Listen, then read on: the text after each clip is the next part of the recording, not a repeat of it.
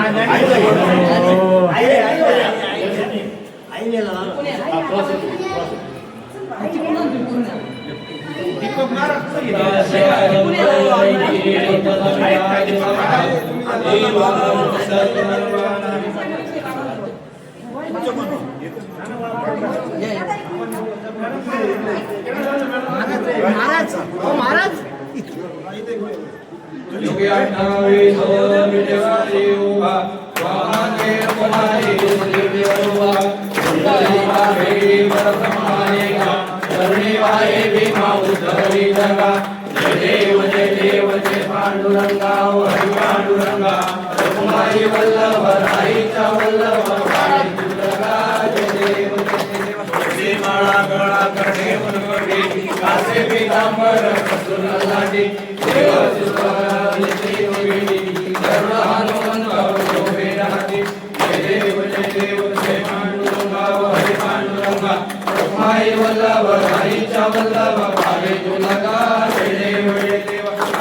कार्तिकी वर्णन रेती ओ साधुन रेती चंद्रभागे मध्ये सारोज्य करते दर्शन वेळावा करीत होय होते विश्वासी नामदेव भागवासी नामदेव भाववादी जय देव जय पांडुरंगा हरि पांडुरंगा रघुमाई वल्लभ राईचा वल्लभ भावे तुलगा जय देव आरती राजा महाकैवल्य तेजा सेवती साधू संत अनुवेदला माझा आरती राजा लोकले ज्ञान जगी इंद्र निरती कोणी अवतार पांडुरंगा नाव ठेवले ज्ञानी आरती राजा महाकैवल्य तेजा सेवती साधू संत अनुवेदला माझा आरती राजा अनुवेदला माझा आरती राजा हे आरती करा स्वामी सद्गुरुदामा सच्चिदानंद मूर्ती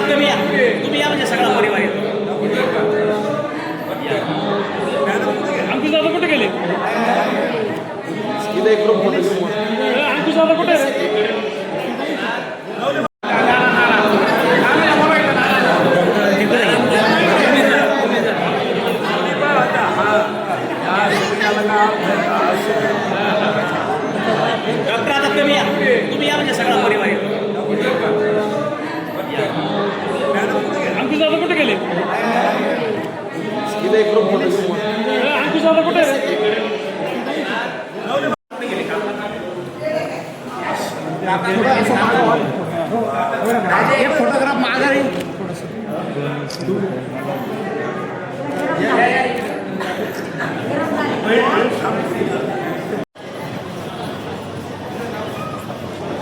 या माननीय श्री मथु वागचौरे ज्ञानेश्वर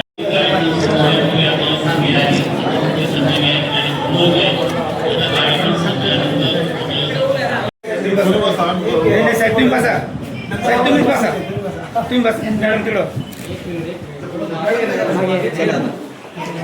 माझं रॉस आहे की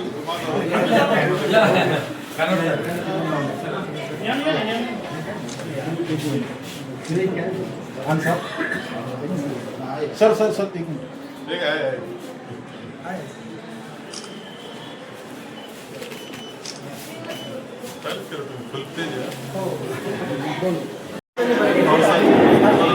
पावसाळ्यामध्ये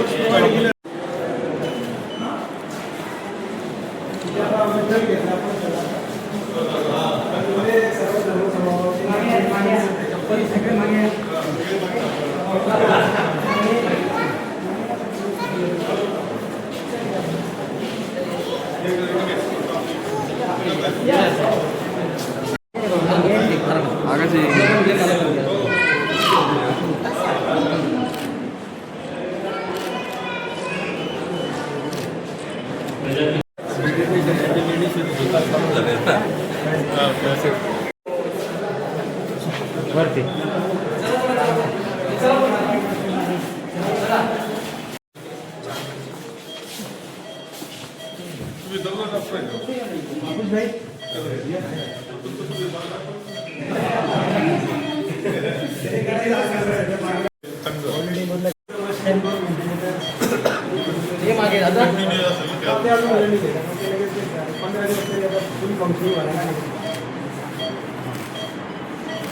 काउन्सिलिंग ग्रुप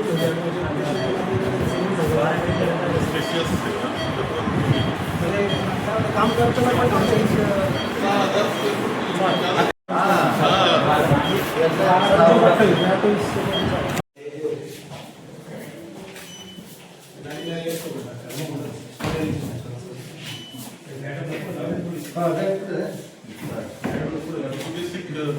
माझं मी फिजिशियन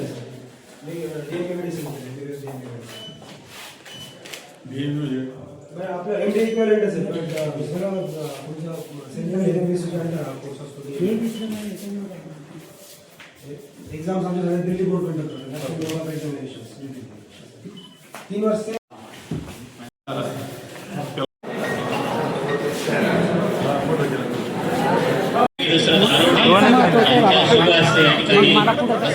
उद्घाटन होत आहे. काका मग येताना असं नाही ना काका फोटो आम्हाला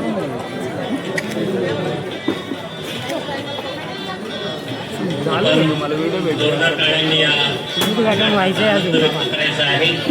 आजी आणि आजोबांच्या हस्ते या ठिकाणी हॉस्पिटलचा लोकार्पण सोहळा संपन्न होतो.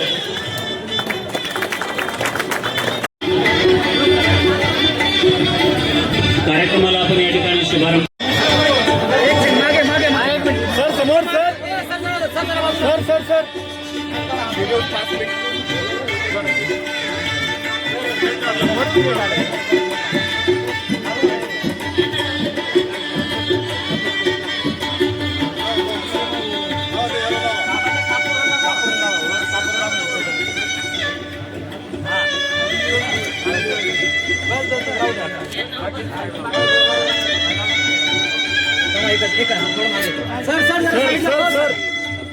समोर बा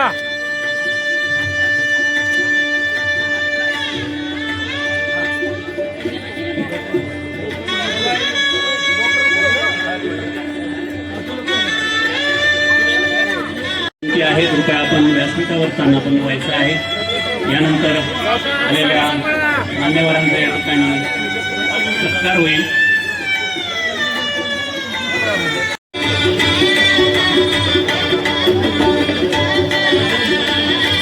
युवा वार्ताचे मी रामनाथ खारोटे साहेबांना विनंती करतो की त्यांनी थोरात साहेबांचा या ठिकाणी सन्मान करावा.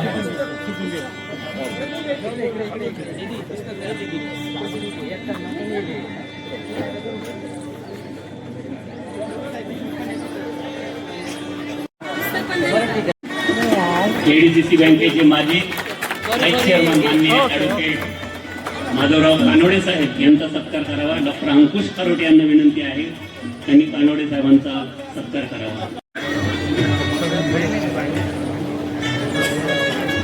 त्यानंतर डॉक्टर अंकुश खारोटे यांना मी विनंती करतो की त्यांनी जिल्हा परिषद सदस्य आणि या नवीन हॉस्पिटल उभं राहिलं ह्या जागेचे मूळ मालक माननीय श्री सीतारामजी राऊत यांचा या ठिकाणी सन्मान करावा. डॉक्टर अंकुश खारोटे. अंकुश श्री रंगनाथ आरोटे यांना मी विनंती करतो की त्यांनी राजूर महाविद्यालयाचे सेवानिवृत्त प्राचार्य टी एन कानोडे सर यांचा या ठिकाणी सन्मान करावा. राष्ट्रीय वर्किंग कमिटीचे सदस्य माननीय नामदार बाळासाहेब थोरात साहेब यांना मी विनंती करतो की आपण या हॉस्पिटलच्या उद्घाटनपर शुभेच्छा द्याव्यात.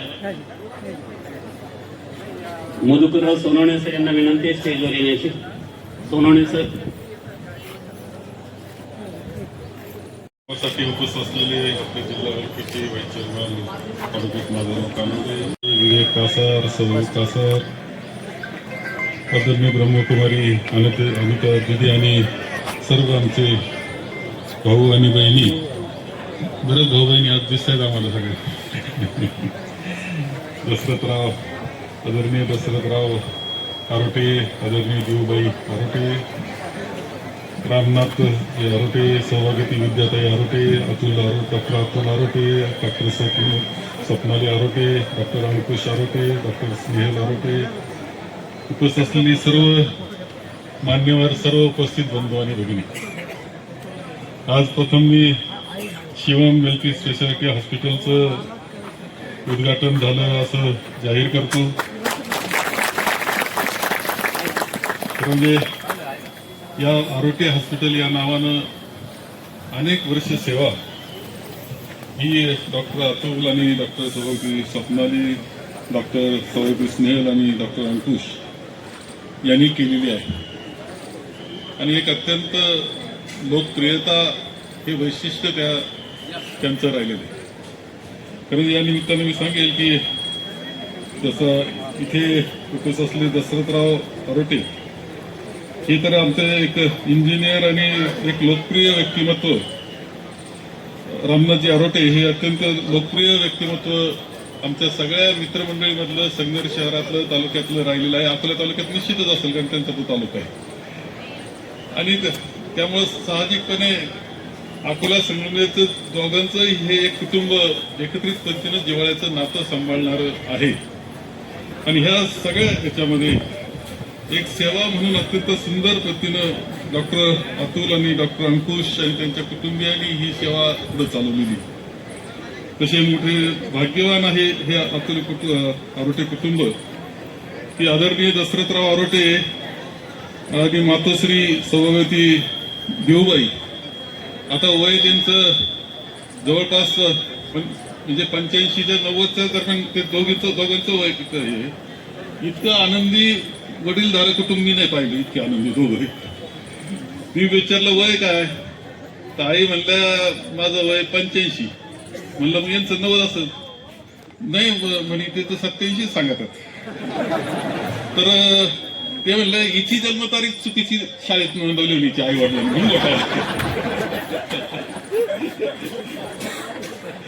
एवढा किती आनंद या वयामध्ये पाहा. म्हणजे पण मी आणखी एक गोष्ट बोललो त्यामध्ये की तुम्ही आनंदी आहे. कदाचित खूपच ते म्हणजे आयुष्यभर आम्ही आनंदी राहिलो दोघे एकत्र.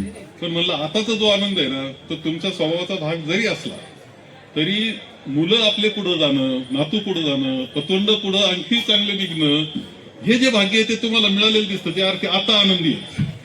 शेवटी पुढची पिढी कशी निघाली याच्यावर म्हातारीचा आनंद अवलंबून असतो. आई म्हटलं नाही नाही तुम्ही एकदम बरोबर ओळखलं म्हणजे खूप आनंद आहे म्हणे आमचा सगळ्यांचा अगदी गोकुळे म्हटलं. आता हे भाग्य त्यांना आहे. असे आशीर्वाद डॉक्टरांच्या पाठीशी आहेत. एक हॉस्पिटलचा प्रकल्प खूप मोठा घेतलेला आहे. म्हणजे इतका सोपा नाही. एवढा मोठ्या प्रमाणावर म्हणजे जवळजवळ 6000 स्क्वेअर फुटाच्या 5 फ्लोअर्स करणं म्हणजे 30,000 स्क्वेअर फूट एवढं मोठं आहे. आणि जी जी आवश्यक गोष्ट मल्टी स्पेशालिटीला पाहिजे ती प्रत्येक गोष्ट केलेली. एक फुल फ्लेज हॉस्पिटल म्हणजे इथे आलं तर कोणताही काही तुम्ही आजारी असाल, कोणत्या प्रकारचं असेल प्रॉब्लेम तरी म्हणजे असा विचार करायचं कारण नाही. इथे आल्यानंतर ते सगळ्या प्रकारावर काम केलं जातं. कारण डॉक्टर अतुल स्वतःच MD आहेत, ताई तशा डेंटिस्ट आहेत. परंतु त्यांची एकत्र सेवा खूप चांगल्या पद्धतीनं झालेली आहे. आणि असं गरज अशी असते आता इकडे तिकडे फिरायला जायची गरज नाही.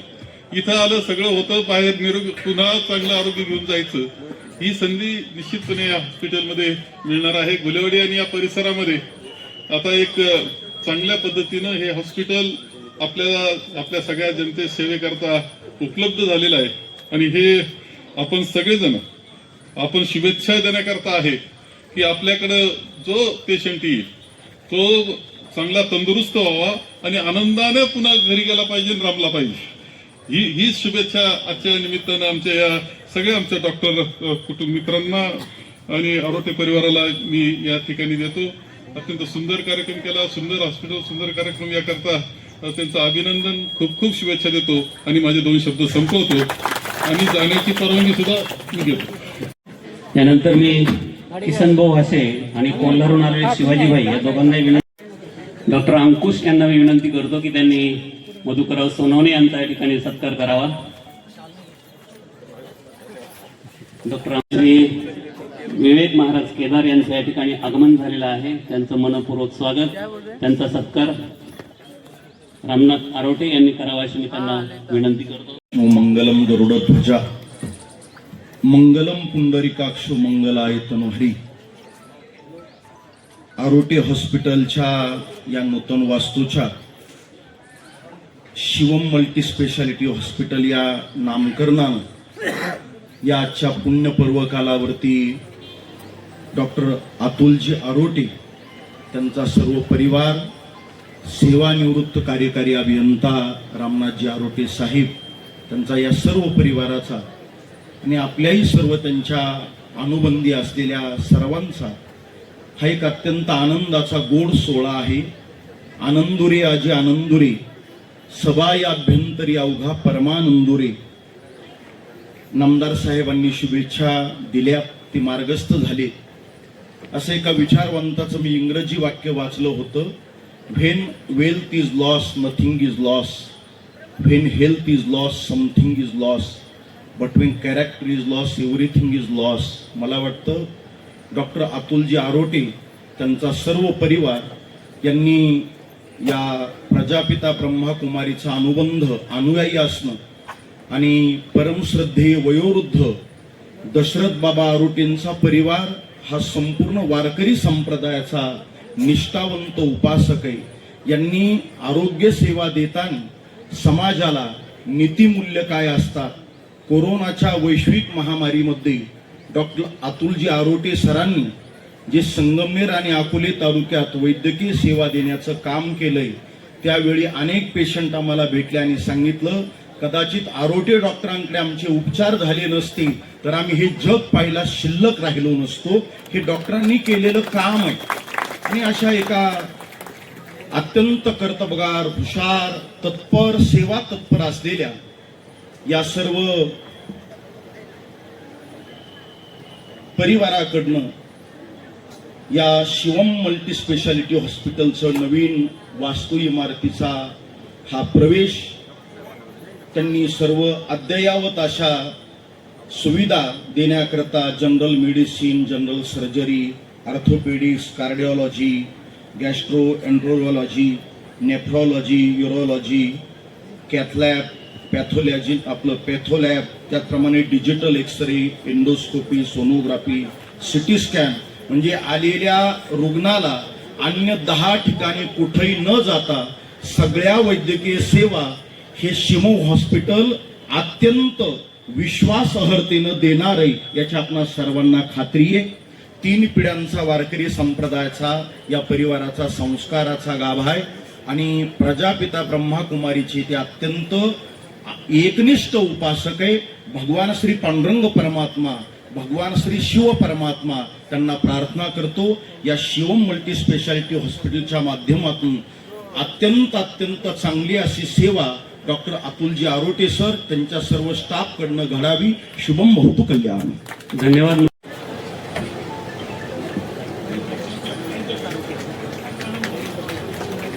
आदरणीय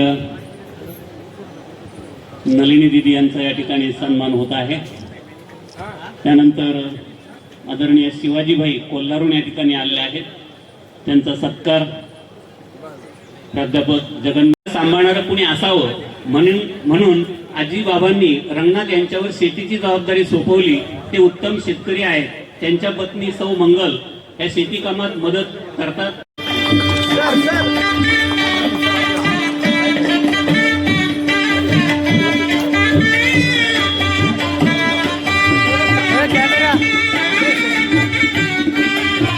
कार्यक्रमासाठी विनय सावंत आलेले आहे, त्यांचं मनपूर्वक स्वागत. सौरभ कासार हे डॉक्टर अतुल आरोटे यांचा सन्मान करत आहेत. वैयक्तिक सत्कार आपण पुढे जरा नंतर घेऊया. सर्वांना आजवर सेवेची संधी दिलेले माझे सर्व पेशंट्स, राजकीय, सामाजिक, पत्रकारिता, शैक्षणिक क्षेत्रातील सर्व मान्यवर यांचे मी मनपूर्वक स्वागत करतो आणि हार्दिक आभार मानतो. दिनांक 15 ऑगस्ट 2014 रोजी, साधारण 12 वर्षांपूर्वी, आपण आरोटे हॉस्पिटल या नावानं ताजने मळ्यामध्ये एक छोटेखानी हॉस्पिटल चालू केलं होतं. एक 15 बेडचं सिंगल स्पेशालिटी हॉस्पिटल म्हणून आम्ही वैद्यकीय व्यवसायाची सुरुवात केली. एक राहत्या घरी थोडेसे बांधकामात बदल करून आपण ते हॉस्पिटल चालू केलं होतं. साधारण कुठल्याही वैद्यकीय व्यावसायिकाचं जे काही आयुष्य असतं हे बऱ्यापैकी शिक्षणामध्ये जातं आणि सरांनी जसा आता उल्लेख केला की जे काही शिक्षण MBBSचं आहे साधारण 5 ते 7 वर्षांचा कोर्स असतो. त्यानंतर पोस्ट ग्रॅज्युएशन 3 वर्ष, अनुभव घ्यायला 3 वर्ष, अशी साधारणपणे 12 वर्ष एक व्यवस्थित व्यावसायिक म्हणून डॉक्टरकी सुरू करण्यासाठी साधारण त्याच्या आयुष्यातली खर्च होतात. आणि 12 वर्ष साधारणपणे त्यानंतर ही वैद्यकीय सेवा दिल्यानंतर साधारणपणे MBBSला ॲडमिशन झाल्यानंतर आता 25 वर्षांनंतर आपण हे पाऊल उचलताना आम्हाला खूप आनंद होत आहे. हॉस्पिटल सुरू झाल्यानंतर बऱ्याच वेळा खूप ॲडजस्टमेंट आम्हाला तिथे कराव्या लागत होत्या. राहत्या घरी हॉस्पिटल चालू केल्यानंतर जसं जसं आपली ग्रोथ होत जाते तसं पेशंटची संख्या वाढते, आजूबाजूच्या लोकांना देखील त्रास त्याचा व्हायला लागतो. आणि जिथे ताजने मळ्यात हॉस्पिटल आमचं होतं तर तिथे त्याच प्रकारचा जो एक त्रास आजूबाजूच्यांना म्हणा किंवा एक काम करताना देखील खूप अडचणी होत होत्या.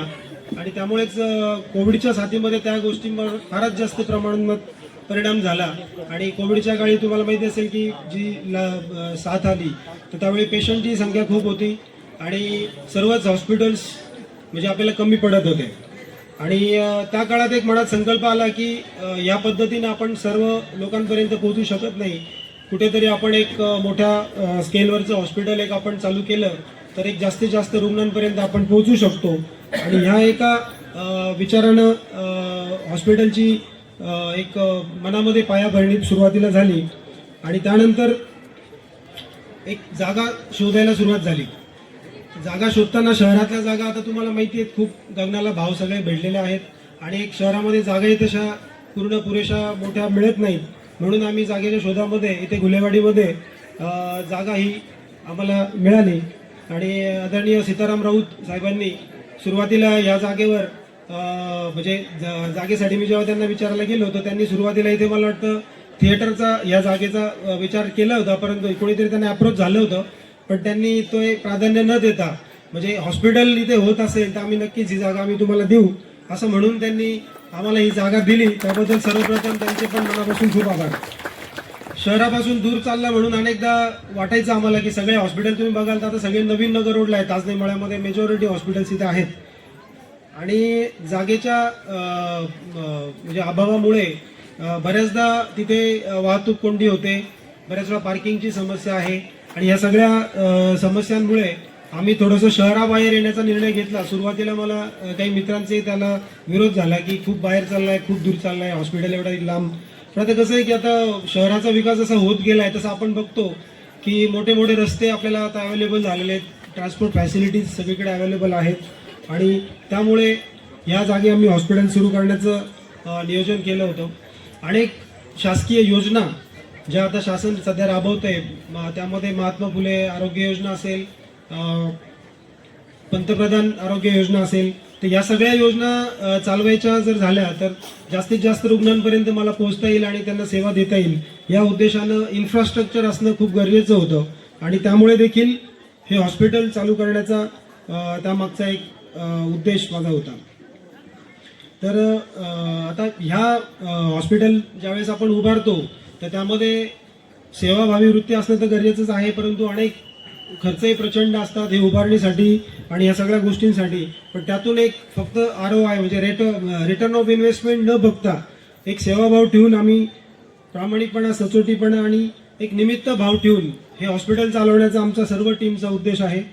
हॉस्पिटलचं नाव मुद्दाम बदलण्याचंही कारण असं आहे की सुरुवातीला आम्ही आरोटे हॉस्पिटल म्हणून ही सेवा चालू केली होती ताजनेमाळ्यामध्ये, तर त्याचं एक नाव एक व्यापक स्वरूपामध्ये शिवम हॉस्पिटल आम्ही देण्याचं कारण असं आहे की शिवमचा अर्थ कल्याणकारी आणि जो एक सर्व जगाचा विधाता आहे, परमपिता आहे, तर त्याच्या नावाचं आम्ही यासाठी इथे हे केलं आहे की एक कायम आपल्याला ही भावना मनात राहावी की आपण एक ट्रस्टी भावना म्हणूनच इथे काम केलं पाहिजे. ही एक आमची त्यामध्ये मागची तळमळ आहे की त्यामध्ये कुठलाही स्वार्थ न ठेवता हे एक लोककल्याणकारी काम असल्यामुळे तर याचा उपयोग हा समाजासाठी कसा सगळ्यात चांगल्या पद्धतीने करता येईल हा आमचा उद्देश आहे. तर हॉस्पिटलमध्ये ॲक्च्युली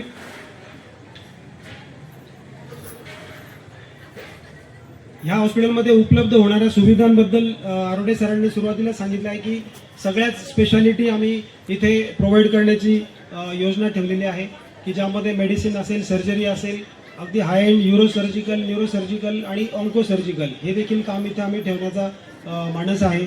या सगळ्या सर्व्हिसेस आम्हाला इथे द्यायच्या आहेत. तर आपण बघतो की सध्या म्हणजे डॉक्टरांची संख्या खूप वाढत चालली आहे, हॉस्पिटलची संख्या खूप वाढत चालली आहे, तशीच रुग्णांची संख्या खूप वाढत चाललेली आहे. कारण की जे आरोग्य ही जी एक संकल्पना आहे की जी 4 पिलरवर उभी आहे, ज्यामध्ये शारीरिक आरोग्य म्हणतो आपण, मानसिक आरोग्य असेल, आपलं स्पिरिच्युअल आरोग्य आणि सामाजिक आरोग्य, या सगळ्याचा बॅलन्स जर आपण साधत असू तर त्याला आपण आरोग्य म्हणतो. मग तर आजाराचा अभाव किंवा आजार नसणं म्हणजे आरोग्य असणं असं देखील नाही आहे. या सगळ्या 4ही पिलर ज्यावेळेस आपले भक्कम होतील त्यावेळेसच आपण आपल्याला आरोग्य आहे असं आपण म्हणतो. एक आनंदी राष्ट्रांची एक कल्पना आहे की त्यामध्ये हॅपीनेस इंडेक्स एक काढला जातो की ज्यामध्ये आपलं सामाजिक, आपलं पर कॅपिटा इन्कम किंवा दरडोई उत्पन्न आणि आपण काम करत असलेलं, आपण राहत असलेल्या ठिकाणी आपल्याला मिळणारं समाधान, यावर एक हॅपीनेस इंडेक्स काढला जातो आणि हॅपीनेस इंडेक्सच्या माध्यमातून आपण एक जागतिक आनंदी राष्ट्रांची कल्पना किंवा आनंदी राष्ट्रांचा क्रमांक ठरवला जातो.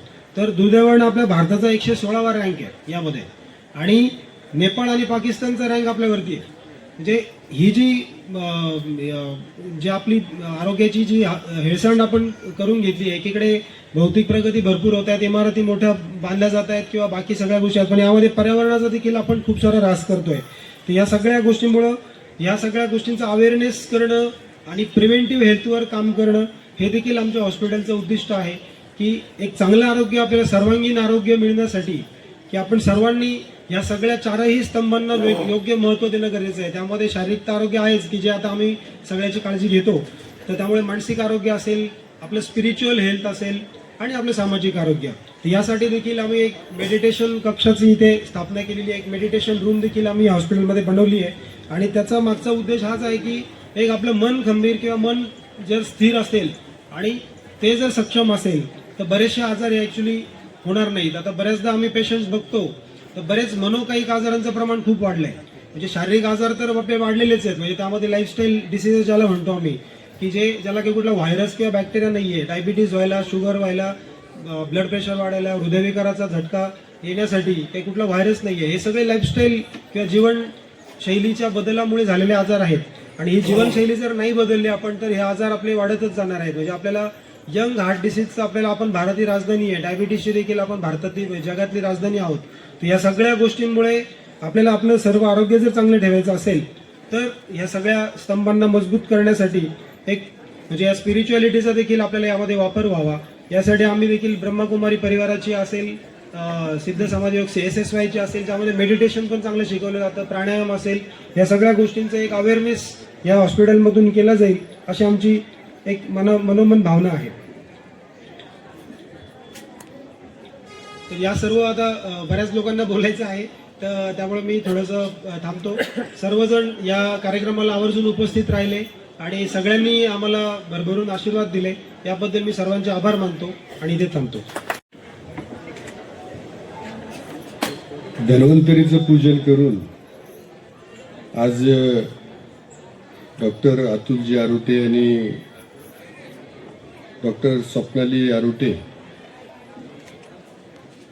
शिवम हॉस्पिटलचा हा उद्घाटन प्रसंग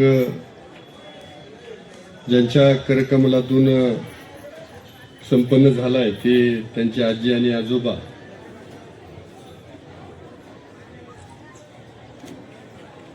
आज या निमित्तानं खरं तर आमचे मित्र ज्यांनी इथं जागा उपलब्ध करून दिली ते आदरणीय माजी जिल्हा परिषद सदस्य सीतारामजी राऊत, त्याचबरोबर निवृत्ती महाराज नाही पण त्यांचे बंधू आलेले दिसत आहेत इथं. निवृत्ती महाराज येऊन गेले, बाकी सगळेच मान्यवर कदाचित भेट देऊन स्थितीमुळं येऊन गेले असतील. आदरणीय रामनाथजी आरोटे साहेब, त्याचबरोबर त्यांची बंधू, सगळेच व्यासपीठावरील सन्माननीय उपस्थिती, आपल्या आरोटे परिवारावरती प्रेम करणारे सगळेच उपस्थित तुमचे स्नेहांकित, विशेष करून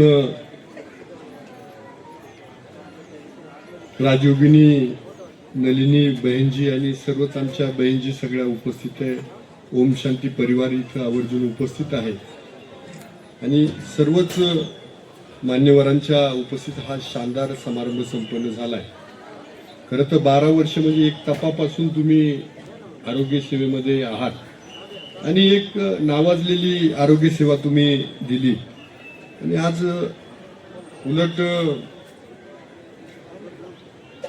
तुम्ही निवांत बाजूला हे हॉस्पिटल उभं होतंय तर लोकांना सहज इथं पार्किंगची व्यवस्था नीटशी होणार आहे, शांतता भेटणार आहे, गजबजलेला परिसर नसणार आहे आणि जी काही चांगली आरोग्य सेवा द्यायची आहे त्याला सगळं वातावरण तुम्ही पूरक केलंय. आणि आपल्या मेडिकल क्षेत्रामध्ये गुण जर आला तर लोक कुठं पण जातात. म्हणजे असं काय नाही, तुम्ही जर हरिश्चंद्रगडावर बसले आणि गुण आला तर लोक तिथपर्यंत पोहोचले. म्हणजे शेवटी आणि काही लोक म्हणतात गोळ्या सारखेच देतात पण काहींचा हातगुण असतो. आता तुमचं बोलणं, वागणं आणि तुमच्या स्वभावातलं सगळं आणि एकंदरीतच तुमच्यावरती शिवबाबाची कृपा आहे असं म्हणतात आणि त्यामुळं साहजिकच आहे. म्हणजे मी आमच्या राजूरच्या बहीणजी तुमच्याकडे ट्रीटमेंट असते त्यांची, आपण सगळेजण ट्रीटमेंट देतो पण त्याला माउंट आबूला पाठवलं. मला वाटलं बहीणजी परत येणारच नाही, माउंट आबूलाच राहणार आता. पण बाबांनी त्यांच्यावर ट्रीटमेंट केली, योगा बाकीचं सगळं दिलं आणि बहीणजी एकदम धडधाकट होऊन परत राजूरला आल्या. खूप आनंद झाला. त्यानिमित्त अजयजी तुम्ही पण आलेत. मला वाटतं तुम्ही संगमनेर सोडून आमच्या गावाला राहायला गेले काय माहिती. म्हणजे आम्ही अकोल्यावरून आलो, त्याला संगमनेर माझ्याकडे टाकावर राहायला गेले. तर असं सगळं. आणि मगाशी तुम्ही म्हटले की आरोग्याची 4 स्तंभ आहेत, तर बरं झालं की त्यातून हे ऐकायला भेटलं. आम्ही आरोग्य म्हणजे आपली कल्पना काय, एक धडधाकट आहे म्हणजे त्याला आरोग्य आहे, पण ते नंतर दुसरा पण त्यातून प्रकार आहे का हा धडधाकट आहे पण त्याच्या आरोग्याचा त्रास दुसऱ्याला देत असतो, तर ते काही आरोग्य बरोबर. मग त्याला सामाजिक आरोग्य पण पाहिजे, त्याला स्पिरिच्युअल म्हणजे आध्यात्मिक हे पण पाहिजे. तर हे सगळं तुमच्यामध्ये असं खचून भरलेलं आहे. आणि सगळ्यात महत्त्वाचं तुमच्यावरती जे संस्कार आहे म्हणजे आजी बाबांपासून, म्हणजे खरं तर तुम्ही डॉक्टर व्हायच्या आधी मी तुमच्या फॅमिलीचा डॉक्टर होतो, मी घरी जायचो बऱ्याच वेळा आणि त्यामुळं मी सगळं, मला तुमचं घर पाहत आहे. एवढं माळकरी घरानं, असं शुद्ध शाकाहारी घरानं आणि आतापर्यंत एकदम सेवाभावी वृत्तीनं काम केले. आणि आज तुम्ही त्या हॉस्पिटलच्या निमित्तानं तुम्ही जे इथं बोलत होते त्याला साक्षीदार धन्वंतरी होते, पण आम्ही सगळेजण कानोडे सरांचं आम्ही सगळेजण साक्षीदार होतो की तुम्हाला सेवाभावी वृत्तीनं काम करायचं आहे, रंजलेल्या गांजलेल्या सेवा करायची, इथे येणाऱ्या प्रत्येकाला सेवा द्यायची आहे. मला वाटतं हे सगळ्यात महत्वाचं आहे. आणि चिकित्सा ही असं आहे, आयुर्वेदामध्ये काहीतरी श्लोक आहे की तुम्ही चिकित्सा करत असताना क्वचित अर्था, क्वचित मैत्री, क्वचित देशा, चिकित्सा नास्ती निष्फला. म्हणजे त्याच्यात कधी पैसा भेटेल तुम्हाला, कधी मैत्री भेटेल, कधी तुम्हाला पहिलं राहायचं, व्हिजिटला जायचं. आता ते आमच्या नशिबाला राहायचं, तुम्हाला मोठ्या डॉक्टरांच्या नाही नशिबाला. तर व्हिजिटच्या निमित्तानं तुम्हाला परदेशवारी म्हणजे कुठंतरी जायला भेटतंय. तर हे सगळं त्या चिकित्सेनं, म्हणजे जर तुम्हाला पैसा नाही भेटला तरी चिकित्सा काही निष्फळ नाही. आणि कर्मधर्म संयोगानं तुमची फॅमिली वेल सेटल आहे, त्यामुळं तुम्हाला ती काही अडचण नाही. हा लक्ष्मीची वरदास्त आहेच तुमच्यावर. त्यामुळं आणि एवढ्या सगळ्या आजारपणात तुम्ही चांगली सेवा. तर खरं तर लोक म्हणायची त्या करोनाच्या काळात की आमच्या डॉक्टर लोकांनी उगाच पेशंट डांबून ठेवले, आमचं केलं.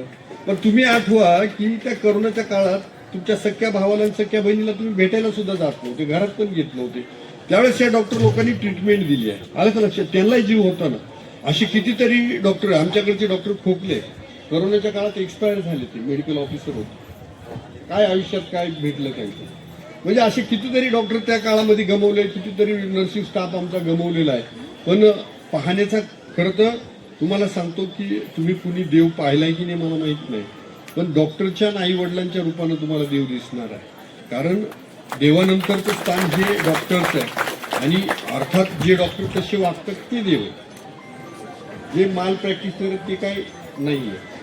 तर मला वाटतं मी जास्तीचं काही बोलत नाही, कारण मी पण तुमच्या आधीच आलोय. जास्त वेळ घेतला तर म्हणजे उशिरा येऊन यांनी खूप लांबलचक भाषण केलं. मला जेवढं सांगायचं होतं ते माझं सांगून झालंय.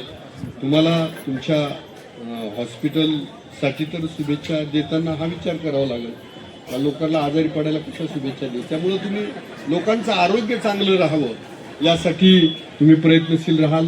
म्हणजे आजारी पडल्यावर लोकांनी यावं असं नाही, तर हेल्थ चेकअपसाठी यावं आणि सुदृढ राहावं. आणि आलेल्या रुग्णांची, रंजलेल्या गांजल्यांची सेवा तुमच्याकडनं चांगली व्हावी.